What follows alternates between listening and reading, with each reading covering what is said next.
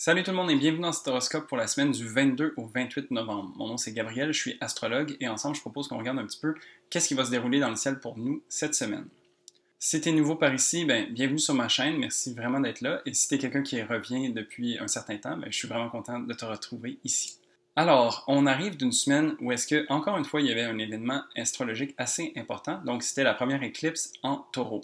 Alors, ça fait 3 semaines, je dirais, qu'on a des événements quand même assez particuliers et marquants autour du milieu de chaque semaine. Et donc, ici, on vient terminer le mois de novembre un peu sur une note beaucoup plus douce et tranquille. Donc, ça va faire du bien. Le soleil a transitionné dans le signe du Sagittaire et donc, il y a comme une certaine légèreté et une certaine reconnexion au cœur, donc à voir le bon côté des choses qui vient être mis de l'avant. Donc, ça fait du bien. Et puis, globalement, la semaine est quand même assez tranquille. On a un mouvement planétaire qui change de signe. Et sinon, la Lune est en Cancer pour entrer dans la semaine et va transitionner entre le signe du Lion et de la Vierge. Donc, regardons ça tous ensemble. Pour le lundi 22 novembre, alors une journée où il ne se passe pas beaucoup de choses. Il n'y a qu'un seul aspect vraiment qui est présent dans le ciel pour la Lune, et donc c'est en fin de journée. Alors, la Lune, donc, qui est en Cancer, vient recevoir un sextile de Uranus. Le sextile, c'est un aspect qui vient générer des opportunités. Et Uranus, c'est une planète qui vient apporter une vague de changement ou de surprise. Donc ici, on peut s'imaginer qu'en fin de journée, pour débuter la semaine, on a vraiment comme une espèce de surprise ou quelque chose qui vient nous prendre de court et qui peut être agréable. Donc ici, la Lune a envie d'être bien à la maison, donc on peut s'imaginer que peut-être si on se permet un bon Netflix avec un chocolat chaud parce qu'il fait froid dehors un petit peu, peut-être qu'il y a vraiment un super bon épisode ou une nouvelle série ou je sais pas quoi qui vient se présenter à nous puis qu'on peut en profiter. Pour le mardi 23 novembre, alors cette lune en Cancer vient faire un aspect de trigone à Mars en Scorpion. Le trigone, c'est un aspect épaulant qui vient supporter. Et donc ici, la lune qui parle de notre monde intérieur, de nos émotions, de nos besoins, de la manière qu'on a prendre soin de soi, vient être supportée par les actions de Mars et par le fait que Mars a envie d'agir selon ses besoins. Donc ici, il y a comme un effort mutuel qui vient faire en sorte que autant la Lune à l'intérieur de soi que Mars à travers ses actions sont en accord. Donc ici, ça peut vraiment nous permettre justement d'appliquer ou de faire respecter ses besoins et puis d'être vrai avec soi-même. Parce que avec un Mars en Scorpion, ça dit les choses en face, ça dit la vérité et puis ça l'assume. Donc c'est vraiment supportant à ce niveau-là. Ensuite, cette Lune en Cancer va venir faire un trigone aussi avec Neptune. Donc une belle façon en fait de pouvoir constater peut-être la manière qu'on a eu d'agir qui est en accord avec nos besoins, avec qu'est-ce qui nous fait du bien à l'intérieur, et de se laisser inspirer en fait à travers ce transit-là pour voir qu'on peut se permettre ce genre de choses-là, que malgré qu'on a besoin d'une sensibilité, d'une sécurité sûre avec une lune en Cancer, d'avoir posé des actions qui sont en accord avec nos tripes, avec nos émotions et tout ça, ça peut avoir fait du bien. Et ici, ça nous permet de venir distiller ça, de venir l'intégrer d'une certaine façon et de se laisser inspirer et rêver à qu'est-ce que ça pourrait être si on se permettait ça plus souvent. Pour le mercredi 24 novembre, ici, on a quelques changements. Donc, on a Mercure, la planète qui parle de la communication et de l'échange avec les autres, qui vient dans le signe du Sagittaire. Donc ici, ça vient générer, comme je disais un peu avec l'énergie Sagittaire en général, une certaine légèreté. Ça vient faire en sorte que, d'un point de vue mental, étant donné qu'on parle de Mercure, on s'offre de prendre un pas de recul pour observer les choses dans leur globalité. Ici, Mercure arrête d'être focalisé sur les choses et vient s'offrir de concentrer son énergie à faire une synthèse. Donc, il y a beaucoup de choses qui ont pu être déterrées ou qui ont pu être observées à travers le passage de Mercure en Scorpion. Et ici, dans l'énergie du Sagittaire, c'est cette volonté de vouloir tirer des conclusions, de pouvoir voir les choses, comme tirer des grandes lignes de tout ça et voir un peu comment on peut se permettre d'intégrer tout ça pour tout en continuant d'avancer vers l'avant. Ensuite, la Lune va transitionner, elle, dans le signe du Lion et va s'offrir de sortir à l'extérieur, de reconnecter avec son cœur. Donc, on sort du Cancer où est-ce que c'est beaucoup plus cocoon, et avec un Lion, on a envie d'être vu. Donc, on a envie de s'amuser, de connecter avec son cœur et d'être fougueux, de vouloir s'amuser, de vouloir créer. Alors, il y a vraiment cette énergie-là qui va se manifester.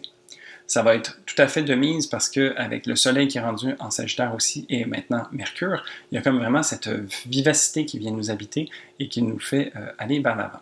Et justement, donc, cette vivacité va être vécue spécialement entre la Lune et Mercure. Donc ici, c'est une idée de se connecter à ses besoins et de les exprimer, de les respecter, de les comprendre. Donc vraiment de se permettre d'avoir un peu cette légèreté vient nous aider à intégrer puis à métaboliser un petit peu toutes les choses qui sont ressorties de la saison du Scorpion précédente. Donc ici, c'est un bel accord en fait pour être en cohésion au niveau mental et au niveau du cœur.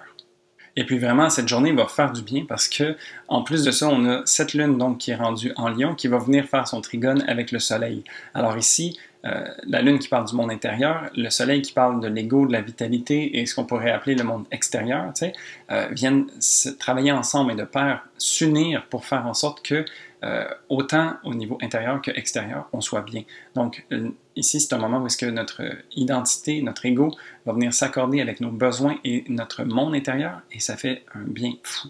Donc une belle légèreté, comme je disais, qui s'installe pour cette semaine. Pour le jeudi 25 novembre, alors la Lune qui est en Lion va venir faire un carré à Uranus. Donc ici, c'est un aspect un petit peu plus challengeant qui va venir déranger ou déstabiliser un peu. Cette Lune en Lion a envie justement de légèreté, de s'amuser, de connecter avec son cœur. Et Uranus, lui, se promène en taureau et est en train de vraiment faire un travail de fond sur nos valeurs, sur nos fondements. Donc il y a un travail beaucoup plus pesant qui est en train de s'opérer à ce niveau-là. Le carré se fait ressentir ici où est-ce qu'on a envie de légèreté d'un côté et d'un travail de fond de l'autre. Donc c'est difficile d'allier les deux. Ici, bien, ce que je dirais, c'est aussi, étant donné que Uranus est une planète qui peut surprendre, je dirais que ça peut être intéressant de se permettre de voir qu'il y a peut-être ces imprévus-là qui vont venir, mais que ces imprévus-là, s'ils sont adressés, peuvent aussi s'intégrer et faire partie un peu de la danse de la vie. Et donc, de se permettre de ne pas être trop en réaction par rapport aux imprévus peut peut-être nous aider à continuer de surfer sur cette vague un peu plus légère. Parce qu'on a besoin quand même de rester groundé et de faire ce travail de fond, tout en se permettant d'avoir le cœur léger. Donc, essayer de trouver une manière d'accorder les deux serait plus propice. Vu qu'on parle de tension pour cette journée du 25, il y a aussi une tension avec la planète Mars. Donc, ici, c'est les énergies fixes vraiment qui sont très tendues et qui s'offrent peu de flexibilité. Donc, la Lune, qui a toujours cette envie d'être plus légère, rencontre un Mars qui est très intense et qui a envie de poser des actions. Donc ici, oui, le lion va peut-être chercher à plaire ou chercher à montrer son meilleur côté pour être vu et apprécié de tous, mais Mars connecte à ses tripes et connecte à son monde intérieur et un peu plus caché et n'a pas envie nécessairement de faire assemblant, n'a pas envie de mentir. Il y a vraiment ce côté très honnête et frontal avec ce Mars en Scorpion, et donc il y a un peu cette radicalité qui vient être mise de l'avant, qui peut peut-être aller au détriment de ce qu'on a besoin avec une lune en Lion qui est un petit peu plus douce et légère. Donc, encore une fois, trouver une manière de canaliser cette énergie venant de Mars, qui est une énergie un peu plus de colère, mais qui était aussi une énergie un peu plus créative. Donc, tu sais, une bonne façon de résoudre ça, ça pourrait être de se permettre de le passer à travers la créativité, à travers le sport, tu sais, vraiment de trouver des manières plus saines de canaliser cette énergie vers quelque chose de positif. Pour le vendredi 26 novembre, donc la Lune qui a vécu une journée un petit peu plus rough la veille, vient rencontrer en aspect d'opposition Jupiter en Verseau. Donc ici, ça va venir adoucir, ça va venir porter aussi un pas de recul qui nous permet de bien voir en fait c'était quoi les tensions qui se sont passées la veille. T'sais, de venir voir ça avec un regard différent et nouveau va nous permettre justement de voir le bon côté des choses, voir comment est-ce que ces tensions-là peuvent nous permettre de créer quelque chose qui est peut-être plus aligné avec qui on a envie d'être. Alors ici, la Lune peut se permettre un certain désir d'être ouvert d'esprit, de voir qu'est-ce que ces différentes tensions-là peuvent amener à son bien-être intérieur. Ensuite, la Lune va transitionner dans le signe de la Vierge. Et donc ici, il y a ce regard plus critique et analytique qui va venir s'installer. Alors on sort un peu de cette énergie fougueuse du lion pour venir se poser, s'asseoir et observer de manière plus objective et concrète qu'est-ce qui s'est passé vraiment. Donc, Jupiter va venir en début de journée nous aider à ouvrir les yeux sur ça, et puis ensuite, en soirée, on va s'asseoir et on va analyser. Donc, on va essayer de comprendre.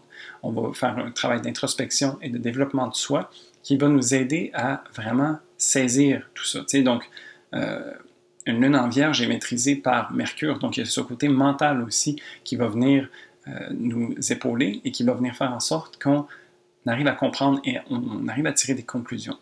Ensuite, pour le 27 novembre, c'est ici que ça va commencer à tirer un peu plus.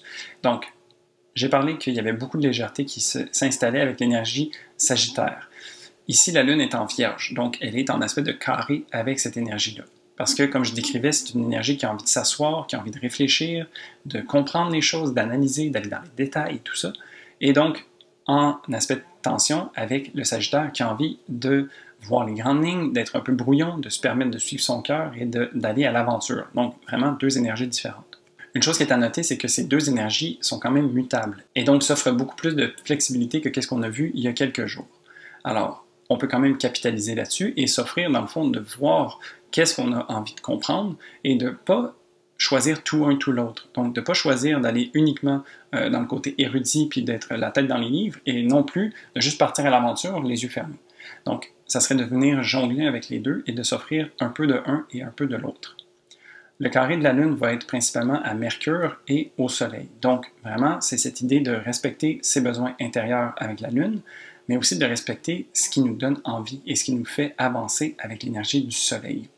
Et puis, comme je disais, cette Lune en Vierge est maîtrisée par Mercure.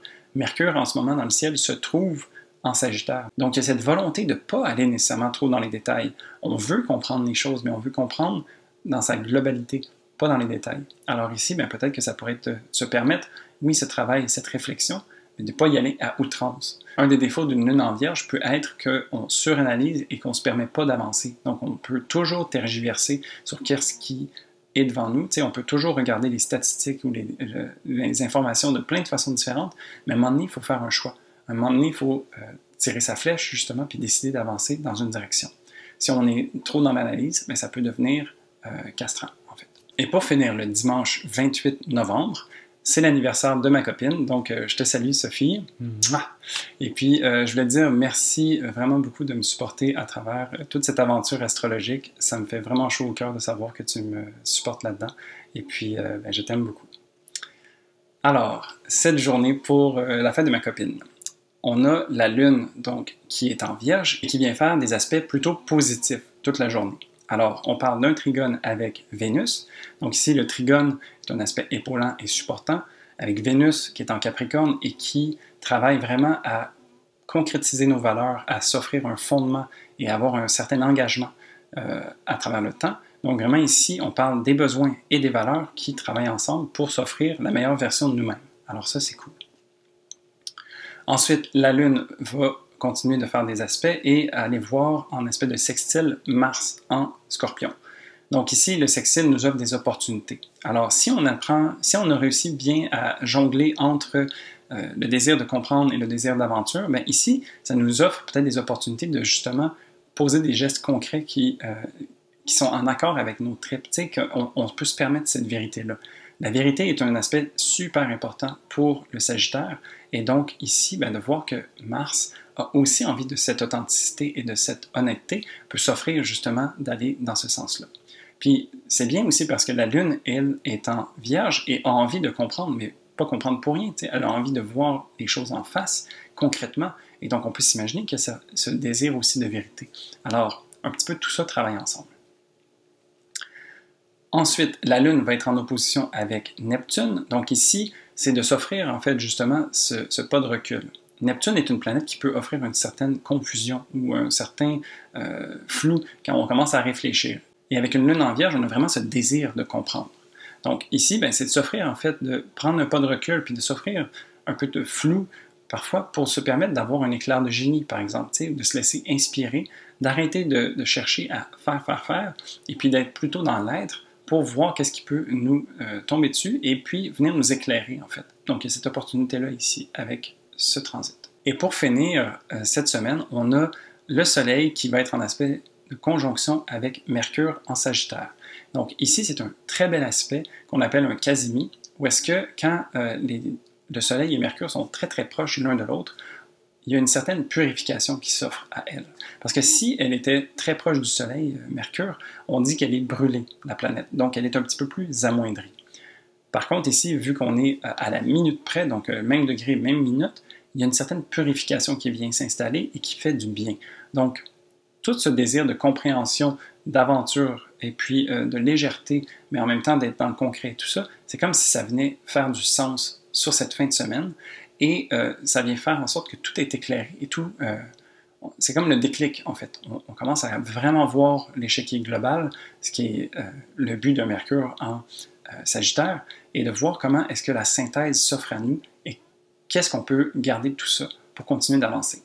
Donc ici, ça fait vraiment mettre un beau point final à cette semaine-ci qui nous permet d'avoir une réponse un peu à toutes les questions des derniers jours. Et donc voilà, ça fait le tour de la semaine. Enfin, une semaine un petit peu plus relaxe, je dirais. Donc ça va faire du bien, profitons-en.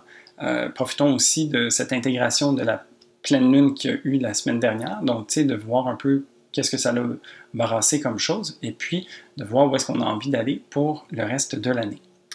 Si tu as aimé cette vidéo, n'hésite pas à mettre un pouce, ça aide beaucoup l'algorithme de YouTube. Et puis, sinon, moi, je serais vraiment curieux de savoir comment est-ce que cette semaine se dessine pour toi. Est-ce que c'est en accord ou non avec les astres? Et voir aussi comment tu trouves cette transition dans l'énergie du Sagittaire. Est-ce que c'est une saison qui te fait du bien en général? Alors, je serais vraiment curieux de pouvoir échanger avec toi. Et puis sinon, moi je te dis à la prochaine pour un prochain horoscope. Salut!